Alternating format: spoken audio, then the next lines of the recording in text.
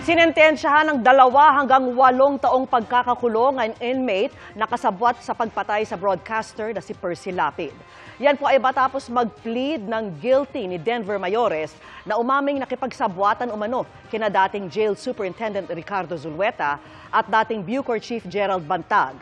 Itinuro niya si Bantag na nag-utos ng pagpatay kay Lapid. Dati na yang itinanggi ng kampo ni Bantag. Kasunod ng paghatol kay Mayores, patuloy rin daw binabantayan ng Department of Justice ang mga kaso ng iba pang sangkot, kabilang ang kay Joel Escorial na umano'y gunman sa pagpatay kay Lapid. Mga kapuso, kasama nyo kami 24 oras. Mag-subscribe sa GMA Integrated News sa YouTube. Sa mga kapuso abroad, bisitahin ang GMA Pinoy TV at www.gmanews.tv.